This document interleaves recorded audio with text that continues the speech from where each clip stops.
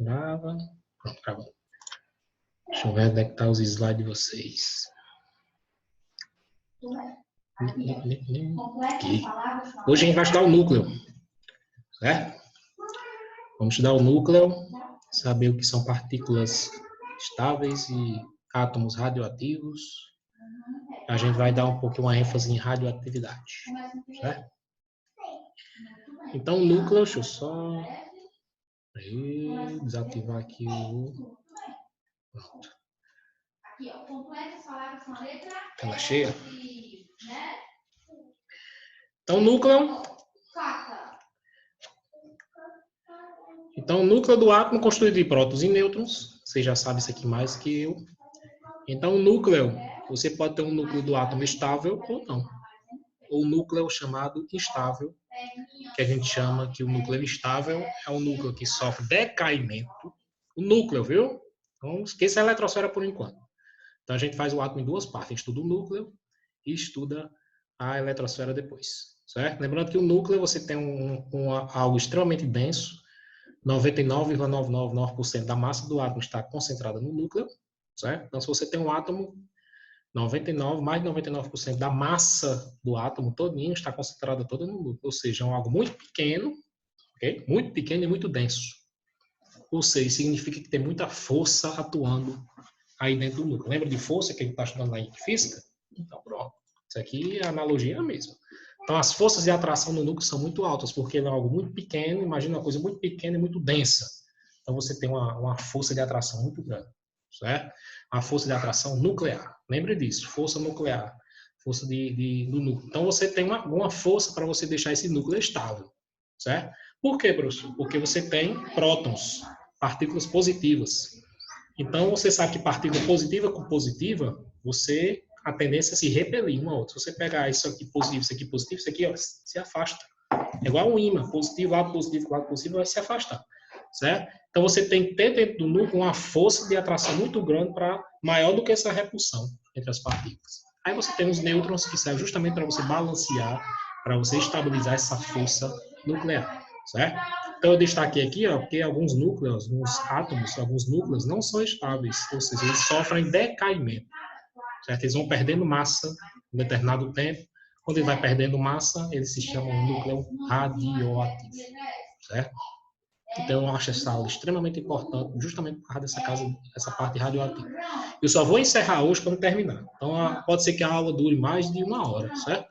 Então, não vou deixar para depois, não, porque tem até umas matérias aqui, interação que eu coloquei para vocês. Então, acho que eu vou abrir essa aula mais umas 2 vezes. Certo?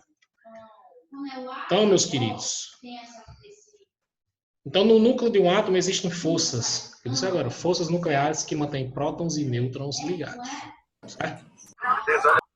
Então, essas forças, diz para você, essas forças contrabalanceiam as forças de repulsão. Ou seja, se você tivesse só partícula positiva dentro do núcleo, cadê o Alfa aqui?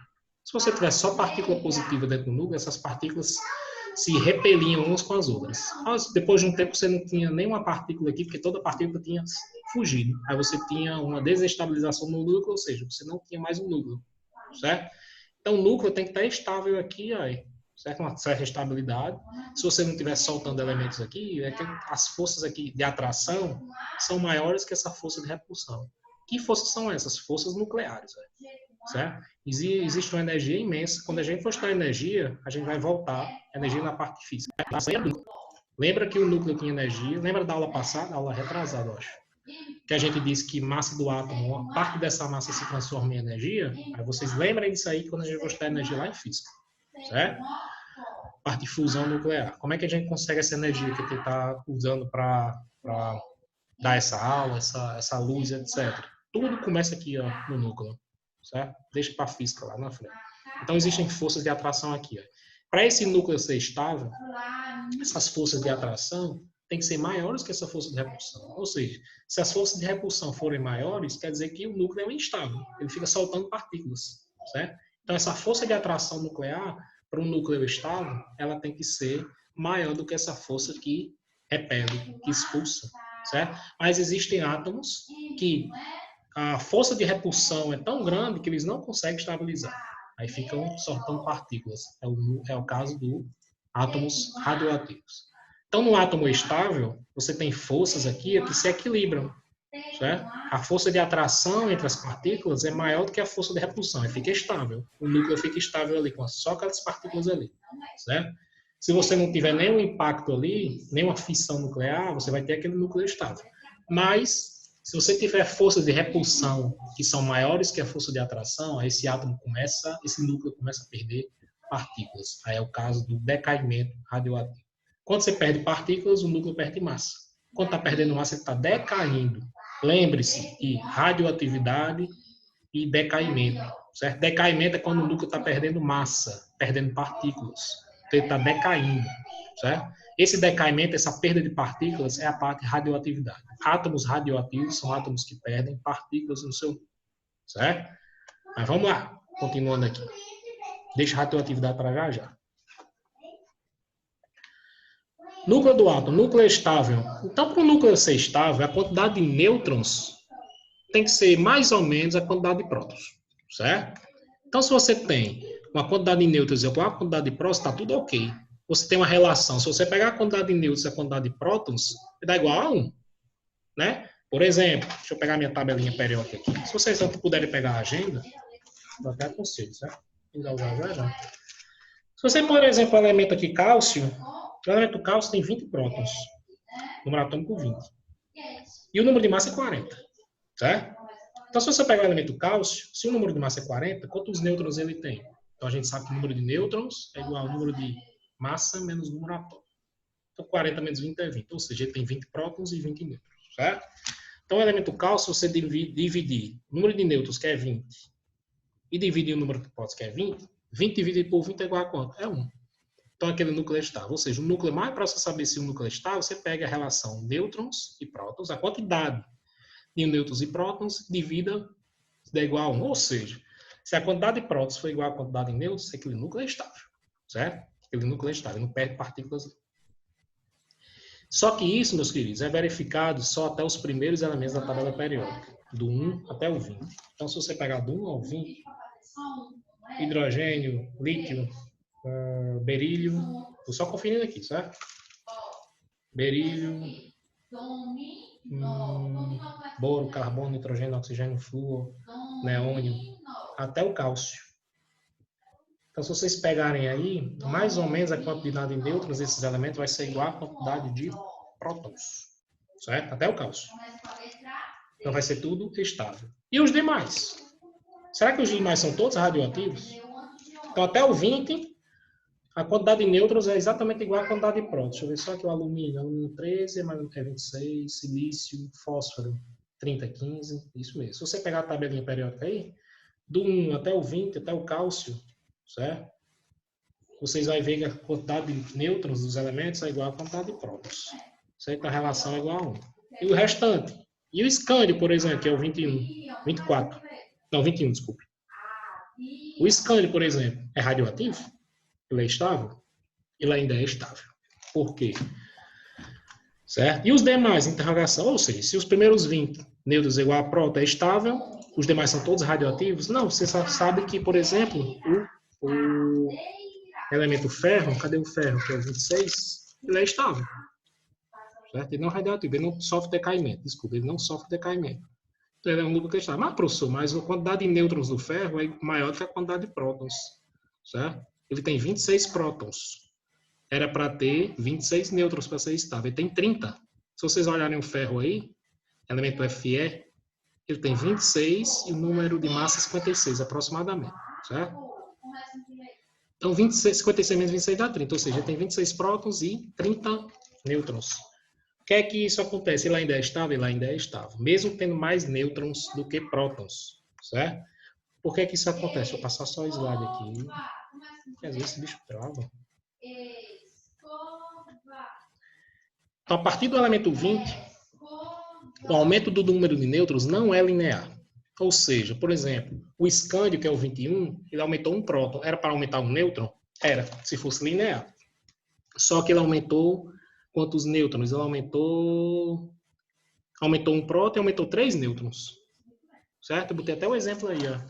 O escândio SC, Z igual a 21 e A igual a 44. Então, como é que eu sei o número de prótons? É igual ao número atômico, 21. Só que ele não tem 21 nêutrons, ele tem quanto? 23. Então, o próton aumentou 1 em relação ao cálcio, né? E os nêutrons aumentou 3.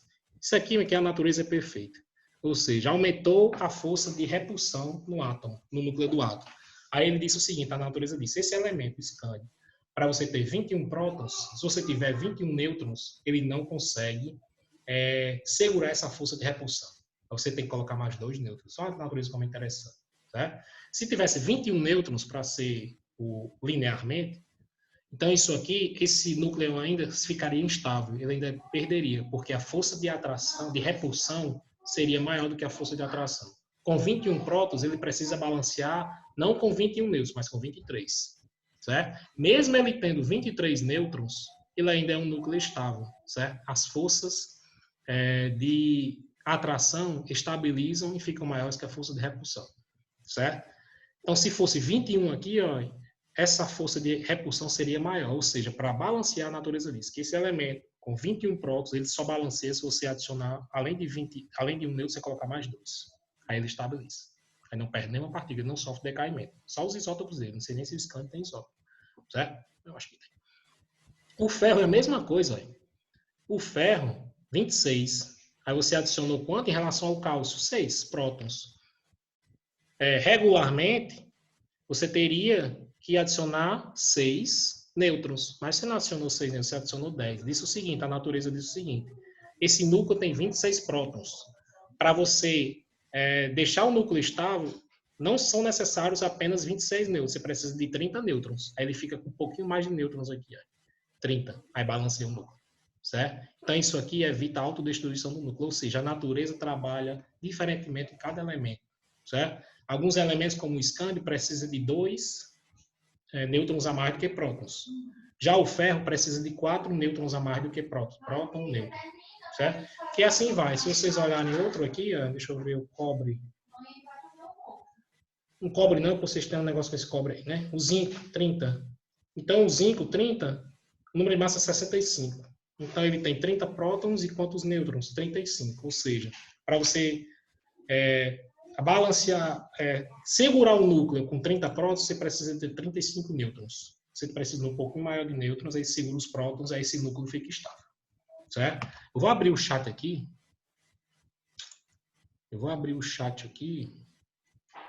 E quero saber só se vocês entenderam essa parte aí.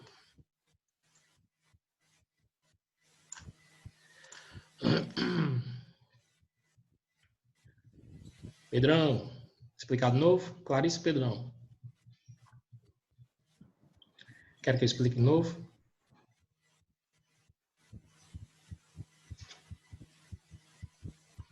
Beleza, vou explicar de novo. Então, assim, o núcleo atômico, ele pode ser de 2 tipos. Ele pode ser um núcleo estável, que não se mexe. Certo? Ele pode ser um núcleo estável, que ele não se mexe de jeito nenhum, fica estável lá. Ou pode ser radioativo, sofre decaimento. Então, para o primeiro, núcleo estável. Certo?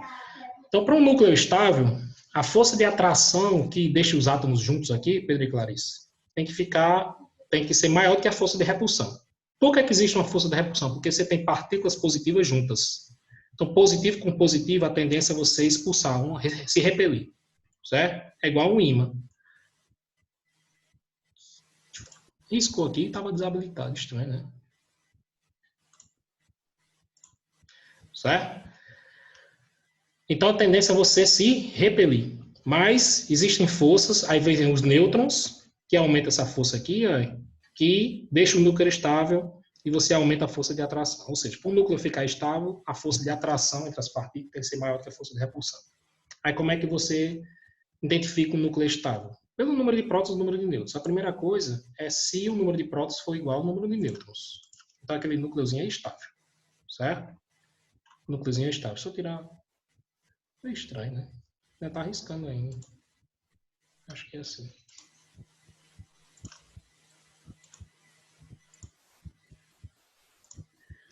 Então, a primeira coisa é saber se o núcleo é estável, se ele não perde partícula, é se a relação entre a quantidade de nêutrons e a quantidade de prótons for igual a 1. Se você tiver número de nêutrons igual ao número de prótons, aquele núcleo é estável, viu, Pedro e Clarice? Não se mexe, ele não perde partícula. Certo? se a quantidade de nêutrons for igual à quantidade de prótons. Certo? Mas isso só acontece até os primeiros elementos da tabela. Os primeiros elementos da tabela, se você pegar a tabelinha periódica, se você pegar os primeiros elementos do 1 ao 20, você vai ver que o número de nêutrons é exatamente igual ao número de prótons. Tá falando aí? Chego já lá, Matheus. Você chegou agora, estou explicando de novo, certo? Então, a primeira coisa para saber se o núcleo é estável, quantidade de nêutrons igual a quantidade de prótons. E se for diferente? Pode ser estável, pode ser radioativo, certo? Depois dos 20 primeiros, existem vários elementos estáveis, como, por exemplo, o ferro. Aí, se você pegar o ferro e o escândio, vamos pegar o exemplo logo do ferro. Se você pegar o ferro, certo? O E56 e o Z26. Como é que eu sei o número de prótons? 26, que é igual ao número de átomos. E o número de nêutrons? Vou pegar 56 menos 26, que dá 30. Aí diz, opa, o número de nêutrons é diferente do número de prótons. Ele é estável ou radioativo, certo? Esse elemento aqui, ferro, é estável. Ele é estável. O núcleo não sofre decaimento. Eu estou dizendo estável porque o núcleo não sofre decaimento, certo? Não perde partícula. Mas por que, professor? Mas não tinha que ser igual? Teria que ser igual, mas a natureza é perfeita entre si. Ela disse que o seguinte, se você junta 26 prótons no núcleo, certo? Se você junta 26 prótons no núcleo, como é o caso do ferro, para você ter uma força de atração maior do que uma força de repulsão, você precisa não de 26 nêutrons, você precisa de 30. Aí ele pega, a natureza coloca quanto? 30 nêutrons lá e o núcleo fica estável. Certo? O escândio, 21, a mesma coisa. A natureza diz o seguinte, se você tiver um núcleo com 21 prótons, o núcleo não fica estável com 21 nêutrons. Você precisa de mais nêutrons. Aí ele colocou quantos? 23. Certo? Então, o escândio, mesmo com o número de nêutrons maior do que o número de prótons, ele é estável. Certo? E assim vai. Se você pegar os elementos, eu peguei o exemplo, o zinco, não foi? Se você pegar o elemento zinco, Z é igual a 30, ele tem 30 prótons. Aí a natureza diz o seguinte, peraí, 30 prótons, vamos fazer um cálculozinho aqui. A natureza diz, fazendo o cálculo, a força de repulsão é isso. Então, para você deixar esse núcleo estável, o núcleo do zinco, para ele não sofrer decaimento, você precisa de mais do que 30 nêutrons. Aí ele colocou quantos? 35. Porque se você pegar o número de massa do zinco, é 65. E diminuir por 30, você vai ter 35. Aí esse núcleo é estável, não com 30 nêutrons. Ele precisa de quanto? 35. Aí você coloca um pouquinho mais de nêutrons para o núcleo ficar o quê? Estável. Então, isso aqui acontece com os elementos até o 83. Até o 83. Até o 83. Certo? Até o 83, os núcleos são estáveis. Os núcleos são estáveis. Eu só... Não, o Césio não é não. Não, aqui é o Césio 142, é. Não, Césio 132, desculpa. Certo, gente? Até o 83, o Z igual a 83, os núcleos são estáveis. A partir desse tempo, deixa eu só colocar no outro slide aqui, certo? Então, até o 20, N igual a P, estável. Do 20 ao 83, o N é maior do que o P, mas esses núcleos ainda são estáveis, certo? Se você olhar o chumbo, vocês estão com a tabela periódicazinha aí? Então, né? Tomara que esteja. Na agenda tem. O chumbo é Z82. O chumbo, deixa eu só colocar no slide aqui para vocês verem. Deixa eu só colocar no slide aqui.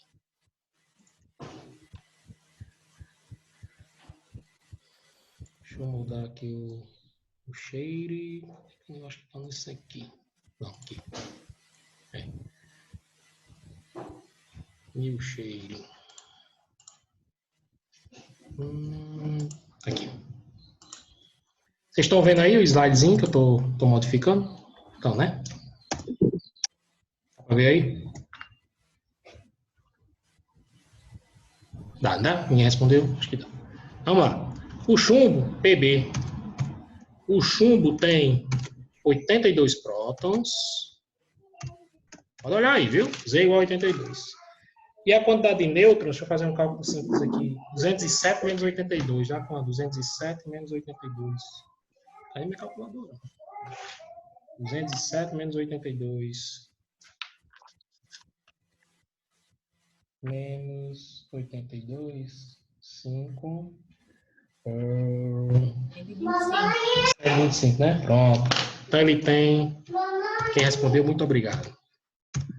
125. Ou seja, a natureza diz o seguinte, que se você tiver 82 prótons no núcleo, se você deixar 82 nêutrons, ele não vai ficar estável, não. Ele ainda vai sofrer decaimento, vai perder partícula, porque a força de repulsão vai ser maior do que a atração. Aí vai aumentando o nêutron. Aí vai colocando 83, 85, 100, 115, 120, você viu, a natureza viu que o núcleo ainda fica instável. Ou seja, ele só estabilizou com 125 nêutrons. E o chumbo que vocês usam, que tem muita... Na casa tem, né? Alguma coisa de chumbo, aquele metal bem resistente. Para estabilizar, você precisa não de 82 prótons, você precisa de 182 nêutrons, você precisa de 125 nêutrons para fazer o núcleo estável. Então, os núcleos estáveis que não sofrem decaimento, gente, é até o 83, até o bismuto. Eu acho que está no próximo slide aqui, que eu não estou vendo onde é que está o meu mouse. Cadê meu mouse?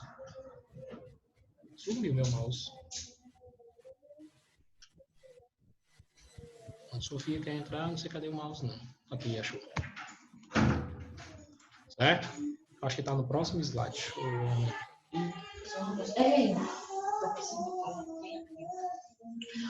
fazer um arroz com gororoba. Ah, mouse, cadê o mouse? Sumiu.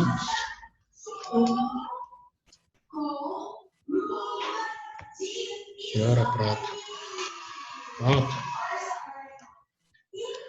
Certo? Então, até o 83, acho que está no próximo slide. Tá? Até o 82, desculpa. Certo? Até o 83, desculpa.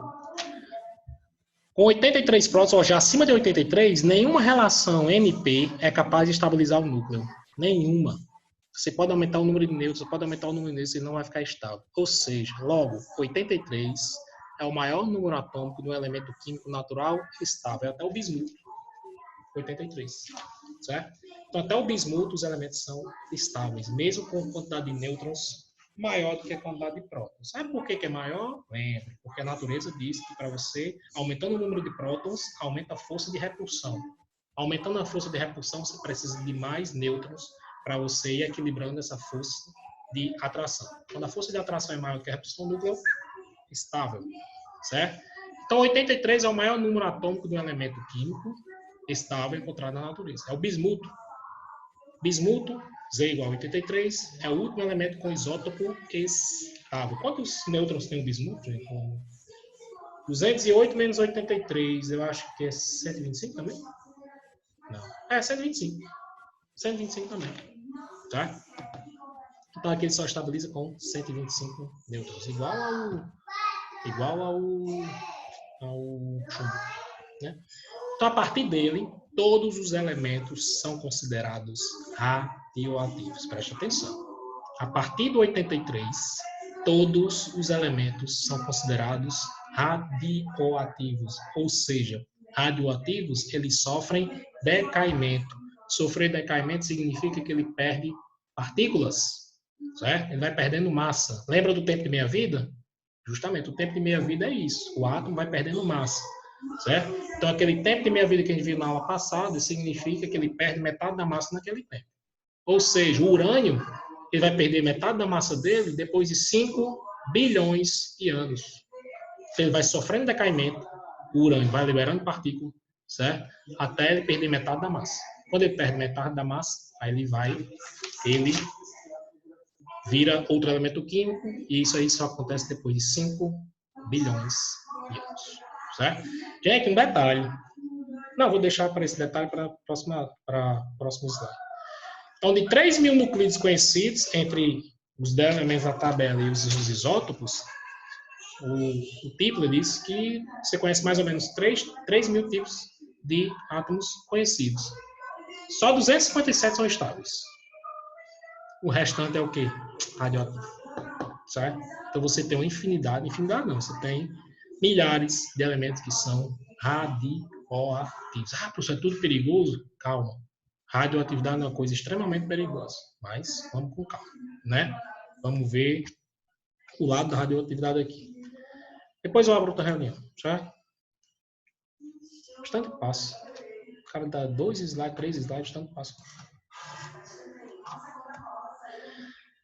Então vamos para a parte de radioatividade. Antes de entrar na parte de radioatividade, vocês entenderam essa parte de núcleo estável e núcleo radioativo? Eu deixei o chat aberto aqui. Você pode falar, pode dizer. Vocês entenderam aí? Eu quero que repita alguma coisa. Então, os núcleos estáveis até o 83. Mesmo com número de nêutrons diferentes.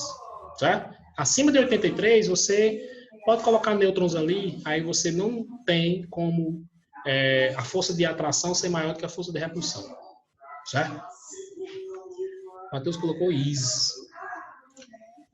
Então, gente, radioatividade justamente é quando o núcleo sofre decaimento. Então, presta bastante atenção nisso aqui. Certo? Então, o elemento instável, que é um núcleo instável, ele sofre decaimento. Certo? Ele libera partículas. Essas partículas a gente chama liberando radiação.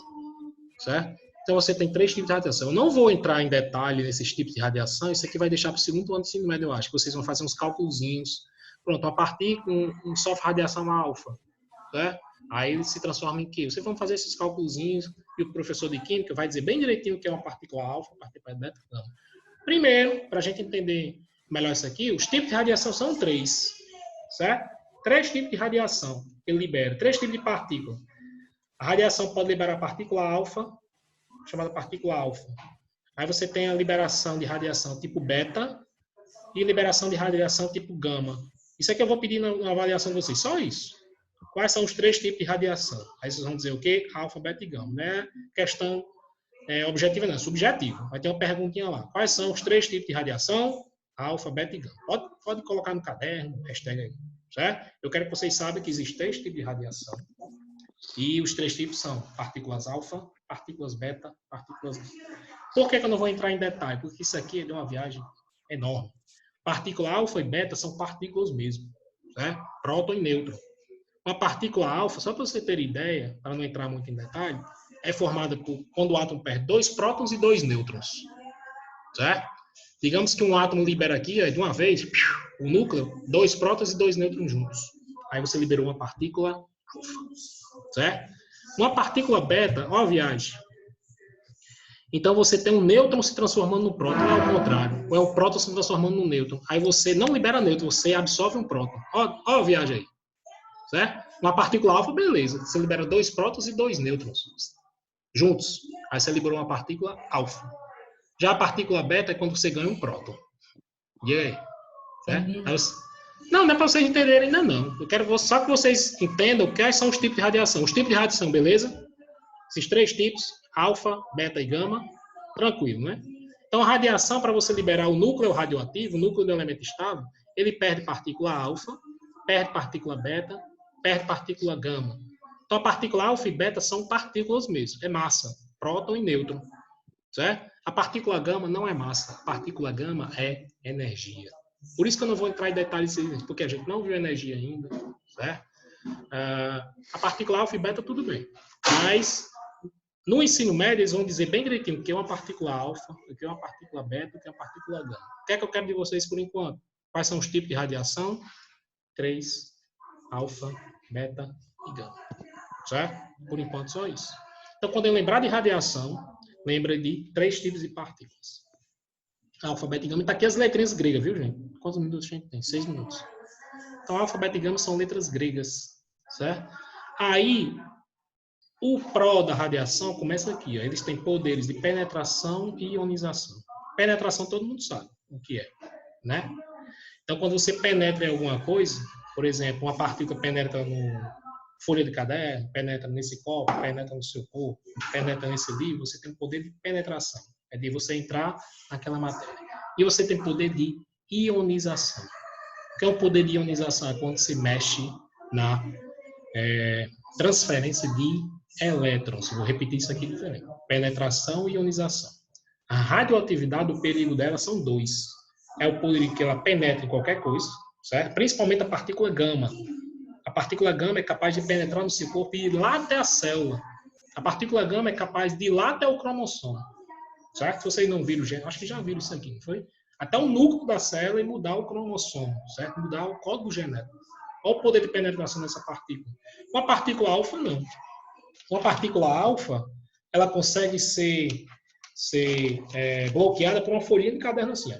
Você pega a partícula alfa, bate ela aqui, talvez ela fique aqui, certo? Só que a partícula gama consegue penetrar no seu corpo e vai até a sua célula, cara. Vai até o núcleo da sua célula, como ela consegue lá na frente, certo? É o poder de penetração. O poder de ionização é o poder de você mexer na eletrosfera. Lembrando que é um íon. Íons são elementos que perdem ou ganham elétrons. Perdem ou ganham elétrons. Então, ionização é você fazer uma perda ou um ganho de elétrons, certo? Então, a radioatividade tem a capacidade de mexer na configuração eletrônica de um átomo. Ele faz aquele átomo perder ou faz aquele átomo ganhar elétrons. Aí é que a boca esquenta. Né? Deixa eu ver se está na próxima slide aqui.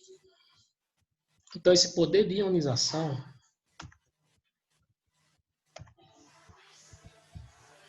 Então, os perigos da radiação são esses 3 tipos aí. O seu perigo de penetrar em qualquer coisa, certo? E principalmente o seu perigo de ionizar alguma coisa. Então, gente, preste atenção. Uma célula, para você, ela tem... o André vai dizer isso aqui. Ela tem vários... o equilíbrio daquela célula é composto de várias reações químicas. Certo? Várias, milhares, milhões. Certo? Para vocês terem uma ideia, uma reação química que acontece na célula é a relação da energia. Então, talvez eu disse para vocês ano passado, você tem uma molécula de glicose, alimento, por exemplo, se transforma em glicose, frutose, sacarose, essas coisas. Aí você tem, por exemplo, uma molécula de glicose. Quando você respira, esse oxigênio é levado até a célula. Então, a molécula de glicose junta com a molécula de oxigênio. Nesses dois aqui acontece uma reação química. Então, a reação química é você uma transferência de elétrons, certo? É você ter afinidade eletrônica. Dessa reação entre a glicose e o oxigênio, você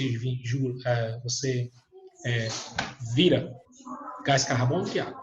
Olha a reação química, glicose com oxigênio, fez a reação química, fez a transferência de elétrons, quebrou a ligação química, certo? Aí você agora tem o quê? Uma transformação disso aqui em gás carbônico, água e energia. Então, essa reação química só é possível, primeiro, você quebrando ligações químicas. Você quebra a ligação química da molécula de glicose. Você quebra a ligação química das moléculas de oxigênio. Dessa quebra de ligação, você vai tendo outras ligações químicas, certo? O oxigênio se junta com o carbono, se junta com o hidrogênio, aí você tem gás carbônico, oxigênio, depois energia, certo? Então, isso aqui é uma reação química básica que acontece na célula para você ter, por exemplo, inspirando oxigênio e expirando gás carbônico, certo? Esse gás carbônico é justamente dessa reação química e justamente a energia que a gente tem para fazer tudo, certo? Então, isso aqui é uma reação química que acontece na célula. Imagina alguma coisa que chega nessa reação química e causa um desequilíbrio, certo? Em vez de quebrar uma molécula, ela não quebra. Em vez de quebrar uma ligação da molécula, ela quebra de forma diferente, certo? Aí você vai ter um desequilíbrio nessa reação química. É isso que a radioatividade ocasiona. Primeiro, ela causa quebra nas ligações de elementos que não deveriam se separar, por exemplo. Certo? Estou fazendo um exemplo bem esdrúxulo aqui. Ela faz uma quebra no elemento que não, na ligação química que não deveria ser quebrada. Aquela ligação deveria estar fixa. Aí a radioatividade vem e quebra, certo? E ela faz transferência de elétrons diferentes. Por exemplo, a reação química era para ter transferência de 3 elétrons, ela transfere 6. Ela causa um desequilíbrio celular, certo? Esse desequilíbrio celular, aí da célula vai para o organismo, vai para os tecidos, vai para os órgãos, você consegue ter um desequilíbrio na estrutura do organismo. Eu vou encerrar aqui e vou abrir outra reunião, certo? Que a gente tem menos de 1 minuto. Stop cheio. Vou encerrar aqui. Gravando. Pronto. Então, se você tem milhões, vamos chutar aqui, milhões de reações químicas que acontecem no corpo humano diariamente, certo? Até dormindo você está tendo reações químicas nas suas células. Imagina uma coisa que causa algum desequilíbrio, por causa da troca de elétrons, certo? Por causa da transferência inadequada de elétrons, alguma coisa que não era para transferir, transferiu por causa da radioatividade. Então, esse é o risco do poder de ionização, certo? Então, radioatividade, gente, é alguma coisa extremamente perigosa. Eu vou colocar aqui alguns acidentes que aconteceram Aí vocês vão ver que mais ou menos o nível de perigo quando você mexe com radioatividade. Lembrando que radioatividade é uma coisa natural, né? Então você tem vários elementos químicos que são radioativos naturalmente. Então o urânio, radioativo naturalmente. Certo? O césio, radioativo naturalmente. A natureza fez que seja radioativo, a gente tem que se adequar a eles. Então a radioatividade dos perigos, aí vermelho aí, depende da dose e do tempo de exposição. Então muito cuidado com isso aqui. Radioatividade é sempre perigosa? Não. Certo? Depende da dose de radiação e depende do tempo de exposição. Lembrando que a questão de avaliação é que existem 3 tipos de radiação. Radiação alfa, beta e gama. Certo? Então, poder ionizante é justamente o que eu falei alguns minutos atrás. Poder ionizante, você tem a capacidade de quebrar uma ligação química. O perigo já acontece aí. Você quebra uma ligação química que deveria ser estável. Certo? Você quebra a ligação. Os elementos ficam soltos. Aí você vai ter alteração na estrutura atômica, cara. Você quebrou a ligação química. Então, você quebra a ligação química, uma alteração na estrutura atômica, você tem um desequilíbrio. Então, uma coisa que causa desequilíbrio, a tendência é que no futuro não venha coisa boa. Certo? As consequências, quando você tem uma alta dose, dependendo da dose do tempo de radiação, a curto e longo prazo. Primeiro, a curto prazo, você vai ter o quê? Lembrando que a radiação, poder de penetração, vai lá na célula, certo? Alguns, e conseguem fazer uma ionização dentro daquela célula. Ionização, lembre, quebra de ligação química, desequilíbrio em reação química, certo? Lembre essas coisas aí.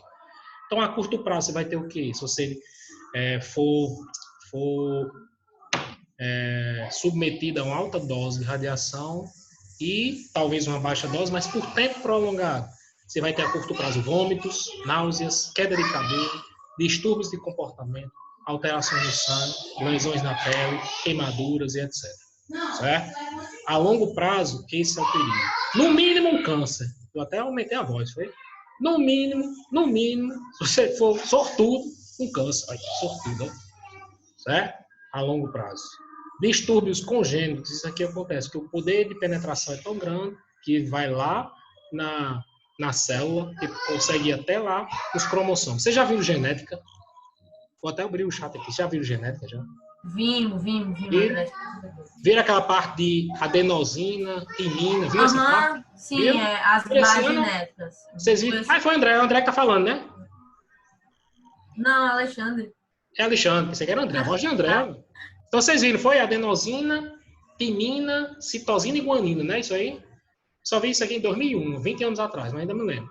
Então você tem, por exemplo, a adenosina, acho que esse nome, se liga com a timina, né? E você tem a citosina ligada com a guanina, é a ATCG.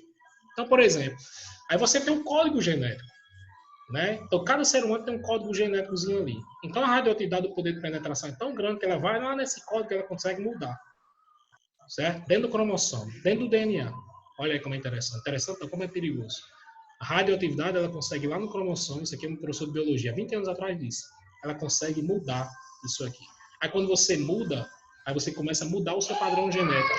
Aí, isso aqui, meu amigo, pode, com certeza, pode não, vai causar algum desequilíbrio no seu corpo humano, porque você mudou o seu padrão genético, certo? Aí, essa mudança vai sendo espalhada no seu corpo, porque essa mudança de padrão genético, através da mitose, as novas células que vocês vão produzindo através da mitose, vai com esse padrão genético mudado, certo?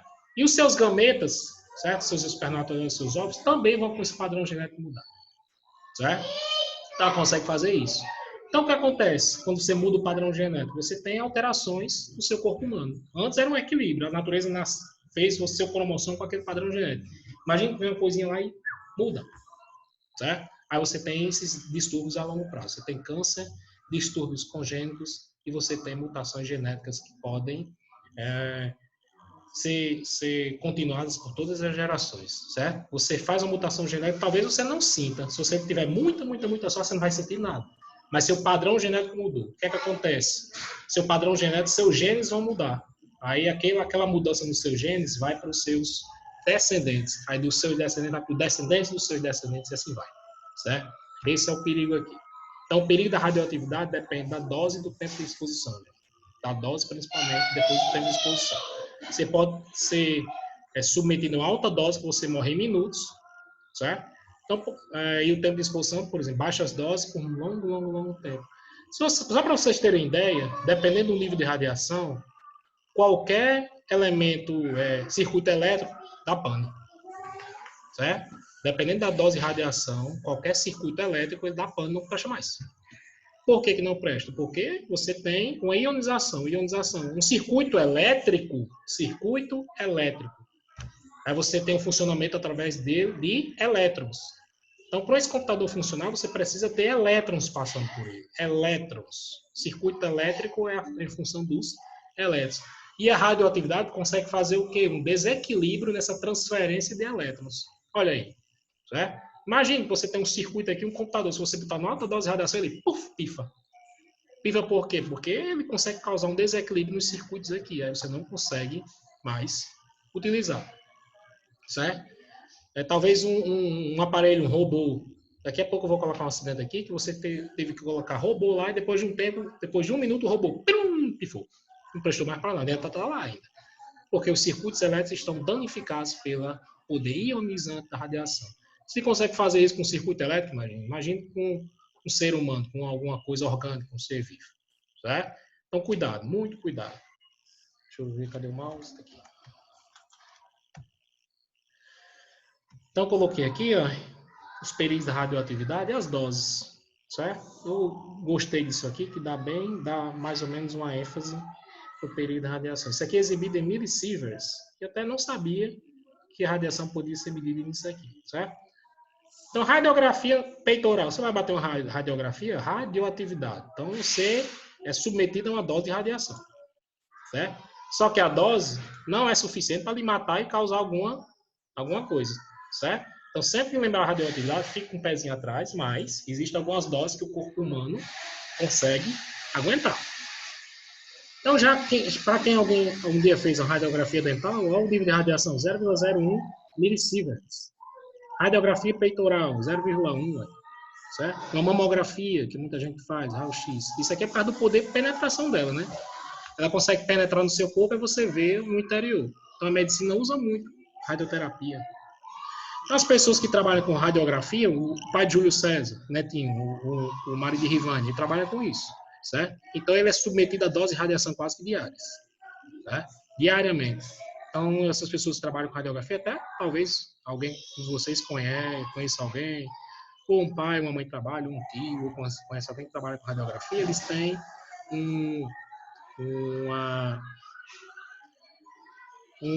como é que chama? Uma atividade de previdência diferenciada. Eles trabalham menos horas por dia e eles se aposentam mais cedo, justamente porque eles estão submetidos a perigo. Então, quando ele vai bater a famosa chapa, você vai bater, você fica lá e o cara vai para trás de uma paredezinha, né, revestida. Certo? E a pessoa que está acompanhando você, ele coloca um coletezinho de chumbo, justamente para ela não ter contato com radiação, mesmo que seja pequeno. Mas é pequeno, mas vamos com cuidado, né? Então, você é submetido à radiação porque você tem que fazer a sua radiografia. Mas as pessoas que lá envolvidas, o cara que trabalha com isso e a pessoa que estiver acompanhando, e sugere que ninguém acompanhe, mas minha filha foi bater uma radiografia, ela ia poder bater sozinha, né? Quando era bebezinho. Então, a gente teve que ficar na sala também, e a gente teve que vestir um coletezinho de chumbo justamente para proteger, principalmente as partes íntimas. Certo? Mamografia, você tem radiação medida por hora em Fukushima, já que a pouco a gente vai dizer o que foi um acidente de Fukushima, 1,02. Aí você tem uma tomografia corporal, já passou para 10. Limite de radiação anual para trabalhadores na central nuclear, ou seja, trabalhadores que trabalham na central, eles são submetidos à radiação diariamente, mas o limite que eles têm que ser submetidos é até 100, com essa unidadezinha aqui. Certo? Vamos lá para a parte pior aqui. Letal para 50% da população exposta durante um mês. Então, se você for exposto durante um mês a 5.000, certo? Então, você morre. Aqui eu não estou dizendo, não estou vendo o tempo. Será que eu acho que é durante um mês. Eu acho que é exposto durante um mês, é isso aqui. Eu estou achando muito alto. Eu acho que isso aqui, se você for submetido a 5.000, você morre em um mês, eu não sei. Certo? 6.000 trabalhadores de Chernobyl expostos morreram após um mês. Ou seja, eles foram expostos a 6.000, tá vendo? Eles foram expostos a 6.000, então depois do mês eles morreram. 10.000 é letal em semanas. Certo? 10.000 millisieverts. Em Röntgen, que é outra unidade, se você for submetido a 12.000 Röntgen, você morre em 5 minutos, eu acho. Acho que é 5 minutos. Ou é 10 minutos, eu não sei. Certo? Eu coloquei aqui porque a unidade está diferente. Então, se você fosse submetido aqui em millisieverts, a 10.000, submetido, independente do tempo, submeteu a esse, vai ter causa penetração e ionização, você morre em semanas. E a morte é cruel, viu, gente? A morte é cruel, a radiação. É como se você fosse... Primeiro você se queima todinho, de fora para dentro e de dentro para fora. Certo? Depois é como se o corpo fosse se decompondo aos poucos com você vivo. É cruel. É porque causa um desequilíbrio celular, causa desequilíbrio nos órgãos. Imagine usar a veias e artérias se explodindo lá dentro do corpo. Eles conseguem se dilatando. Né? Ah, Maria, Deus me livre. Não consigo nem imaginar. Quer dizer, consigo imaginar, mas não gosto de pensar não. Ok? Então, a 1000 aqui, a exposição causa mal-estar e náuseas. Certo? Então, cuidado. Sempre que eu vi esse símbolozinho aqui, cuidado. Certo? Independente da dose. Você pode ser submetido a baixa dose, mas imagine por vários tempos, vários anos. Então, as aplicações da radioatividade, arqueologia, lembra das datações de carbono 14? Carbono 14 é um isótopo radioativo do carbono 12. Ele vai sofrendo decaimento. Se vai sofrendo decaimento, ele vai radioativo. Então, usa isso aqui na datação de fósseis, orgânicos, essas coisas. Medicina, raio-x, radioterapia. Para quem faz tratamento de câncer, faz a radioterapia. Certo? Ele está submetido a dose de radiação ali. Raio-x, você está submetido à radiação. Essa radiação gama. Quando a radiação gama ela é junta com alfa e beta. Certo? A agricultura usa também, e principalmente usinas de geração de energia. Usinas nucleares. Usinas nucleares usam substâncias radioativas, porque você tem uma alta... Quando a gente for estudar energia, eu vou dar uma ênfase nisso aqui. Você tem uma alta... como é que se chama, Deus? Não, esqueci a palavra, mas já eu lembro. Certo? Usinas nucleares são perigosas, mas têm uma alta eficiência, lembrei. Então, alguns acidentes que ocorreram. Então, por que eu decidi trazer radioatividade para vocês? Porque está mais presente do que vocês imaginam. Eu coloquei aqui, talvez, eu não sei se eu vou conseguir abrir, certo? Mas eu coloquei aqui o link para vocês verem. Se vocês tiverem, vocês clicam aí e acessam. Vou tentar acessar aqui. Aconteceu esse acidente com Césio 137, que é o isótopo do Césio 132, e é radioativo. Em 1987, está onde? Goiânia. O maior acidente radioativo do Brasil. Deixa eu ver se eu consigo. Deixa eu ver se eu consigo acessar aquele link.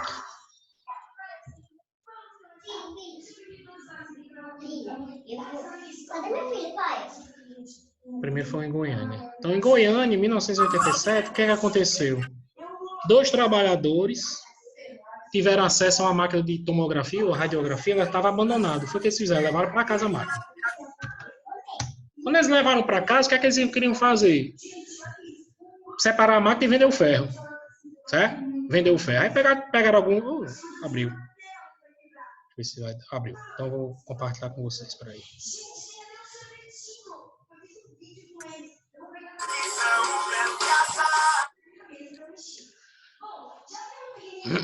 Então, o que aconteceu? Eles levaram para casa... Tá aqui. Eles levaram para casa, para casa não, para sua oficina, tiraram as partes, né, e foram vender o ferro. Aí deixou uma parte lá, que eles não abriram e deram para o... Não está compartilhando não. Deixa eu ver se está para compartilhar aqui.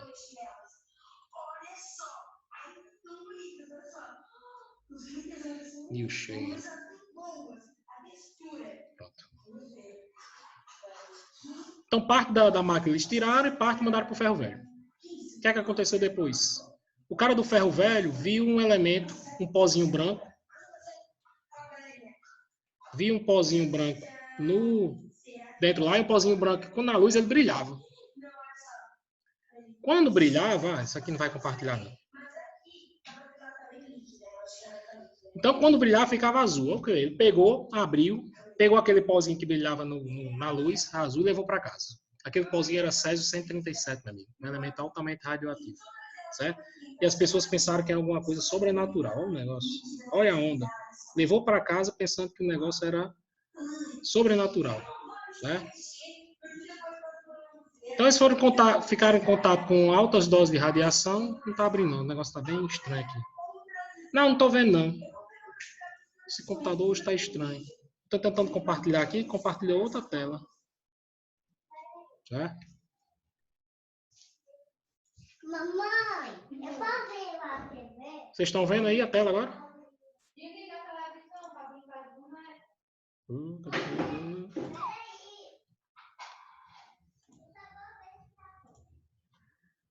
Tá dando para ver, gente, a telinha?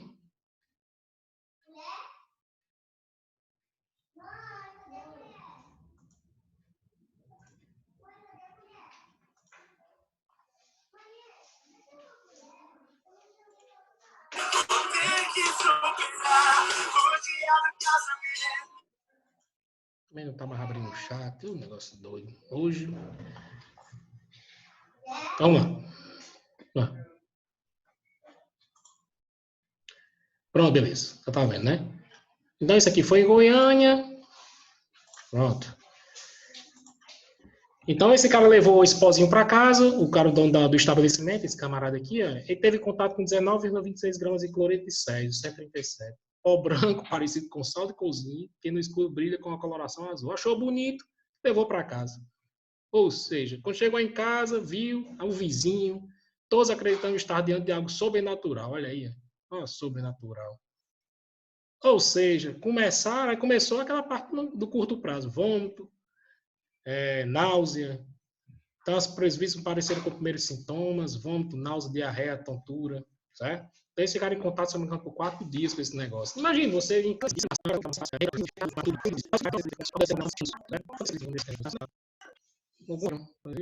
punições. E essa, ó, entre as vítimas fatais, Nina, Ivo, eu acho que as pessoas do Ferro Velho, Maria Gabriela e 2 funcionários do Ferro Velho. Posteriormente, mais pessoas morreram vítimas da contaminação com material radioativo. Entre eles, funcionários a radiação, talvez, posteriormente, vai ter câncer mais na frente, e aquela coisa também mudou, teve uma alteração congênita, né? Os genes. Então, pode ter que, nas próximas gerações, venham pessoas mutantes, certo? Por causa desse acidentezinho aqui, que foi justamente falta de informação. Certo? Então, isso aqui é uma coisa que aconteceu aí, próximo da gente. Outro acidente extremamente perigoso foi o acidente que ocorreu em Chernobyl. Isso aqui foi cruel. Esse aqui... O que aconteceu em Chernobyl, meu amigo? Então, se vocês olharem lá, eu aconselho vocês a dar uma pesquisada. O que aconteceu? É que eu não estou mais me vendo, não.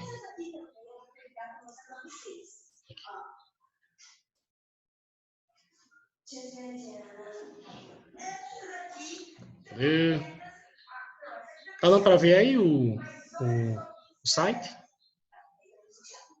Não sei nem se você vai responder, porque eu acho que o chatzinho não tá mais aparecendo, não. Beleza. Então, Chernobyl, o maior acidente da história, aconteceu em 1986, na Ucrânia. Hoje é a Ucrânia, mas antes era a antiga União Soviética. Certo? Uma série de acontecimentos, uma série de falhas humanas, principalmente, erro humano, de operação, foi que aconteceu. O reator 4 simplesmente explodiu. Bum! Liberando material radioativo. Certo? Então, esse vento liberou material radioativo sendo espalhado principalmente no norte da cidade vizinha, a radiação espalhou-se pelo mundo, você teve rapidamente fortificados altos níveis de radiação em locais como Polônia, Áustria, Suécia, Bielorrússia, e até locais muito distantes, como Reino Unido, Estados Unidos e Canadá. Até no Canadá, depois de algum tempo, você viu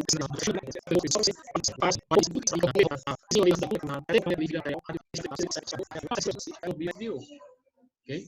Depois que eu assisti, eu fui estudar isso aqui mais afim. Então, essa usina nuclear, eles usam como material combustível o urânio 235. Certo? Então, até hoje, a cidade vizinha vai ficar inabitada por mais ou menos 20 mil anos. Porque até os animais estavam contaminados, as plantas estavam contaminadas, o solo estava contaminado, ainda está. Certo? Então, acho que tem alguma coisa aqui, que a cidade vizinha, Pripyat, que foi construída por causa da usina, hoje está assim, está coberto com o reator 4, está coberto com essa proteção aqui, justamente para evitar que a radiação ainda seja emitida. Mas a cidade vizinha lá vai ficar inabitável por aproximadamente 20 mil anos só, viu?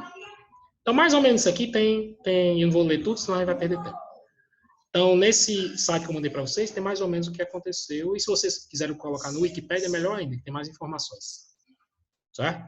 A cidade lá de Pripyat, que é vizinha, fica a 5 km, só ela vai ficar inabitável, ninguém pode chegar perto. Quer dizer, pode chegar todo protegido. 20 mil anos, sem ninguém pisar lá, sem ninguém morar lá. Só. Certo? Olha o perigo. E é porque eles contiveram. Senão, se eles não tivessem feito o que deveria ter feito, parar o incêndio, vocês vão ver aqui, e até hoje, teve uma ação genética, teve câncer, vai variar a genética para os próximos descendentes. Mas, recentemente, acidente de futebol, os meninos naquele maremoto. Tem um terremoto do Japão, aí a usina de Fukushima, a usina em Fukushima, a usina nuclear, aí ela teve... O terremoto causou alguma coisa lá que teve explosões nos reatores. Foi quase a mesma coisa que aconteceu em Chernobyl. Né? Quase o mesmo perigo. Até o mar parece estar contaminado. Quando eu percebi que o mar estava contaminado, uma mais banho de prata. Certo? Eu deixei os links aqui para se você verem o que aconteceu em Goiânia, em Chernobyl, em Fukushima, eu deixei o link aí para vocês entrarem. Certo? Para quem tem curiosidade igual a mim, desculpa. Foi um maremoto. Mas o maremoto é um terremoto dentro do mar. Então tem um terremoto lá do mar, esse terremoto de 8,6 na escala Richter, provocou o maremoto. Né? Paulo, quando a gente... Sim, você quer assistir Chernobyl na biblioteca, mesmo? Cada episódio é 1h40. Então é melhor vocês assistirem aí. Alguns animais se adaptaram, não sei. Adaptação à radiação é difícil, Isma. Adaptação à radiação. Eu disse a vocês, quando você é submetido à radiação, no mínimo um câncer. No mínimo. Por isso que quando as pessoas trabalham em hospital, tem que trabalhar no máximo 4 horas. Pronto, minha esposa está dizendo aí. Quando trabalha com isso, no máximo 4 horas por dia e se aposenta mais cedo. No mínimo, Matheus. No mínimo um câncer. Quem está gestante tem que ter uma distância no mínimo de 3,5 metros de uma aparelho de radiação. Então, no mínimo, um câncer. E no pior não é isso. O pior é que você pode espalhar essa mutação genética para os descendentes. Ou seja, a árvore genealógica fica toda contaminada. Olha o perigo da radiação. E esses elementos ficam aí na Terra por 50 mil. Certo? São radioativos, eles ficam soltando radiação por milhões, às vezes milhões de anos. Por isso que a cidade lá vai ficar inabitável por 20 mil. Eu acho que vai ficar inabitável por mais de 20 mil anos. Certo? Sem ninguém pisar lá. Então, morreria muito mais gente se não tivesse feito as ações que eles fizeram, certo? Apagar um incêndio, tiveram que limpar a área, então todos ficaram submetidos à radiação e tiveram câncer, tiveram tudo isso, todos esses problemas que a gente disse durante a aula. Certo, gente? Ficou alguma dúvida aí, gente? Então, eu aconselho vocês lerem primeiro esses 3 aí, ó. Tem 10 minutos, dá pra gente conversar. Então, eu aconselho primeiro vocês lerem esses três sites que eu coloquei, são os acidentes que aconteceram aqui. Primeiro um foi no Brasil, os outros 2 foram de escala mundial. Aí vocês vão entender mais ou menos os perigos da radiação aí, principalmente essa Chernobyl. Principalmente. Né? E se quiser assistir a série, eu recomendo, viu? Série muito boa. Pequena, 5 episódios, é muito boa essa série. Mas não é Netflix, não, é HBO. Ok? Andrei, na hora que Andrei entra, vamos terminar. Alguma dúvida aí, galera? Eu não sei se HBO, na HBO. Nagasaki foi atingido por bomba nuclear. Aí já é diferente, viu, Ismar? A bomba nuclear é também através dessa fissão nuclear, só que é bem mais rápido, né? Mas ainda tem níveis de radiação lá, certo? É diferente. Bomba nuclear e a usina nuclear. Tudo é de fissão nuclear, mas o procedimento é um pouquinho diferente. Quer dizer, o procedimento é igual. Só a ação que você faz que é diferente, certo? Então, quem for falar de energia, a gente vai falar sobre fissão e fusão nuclear, certo?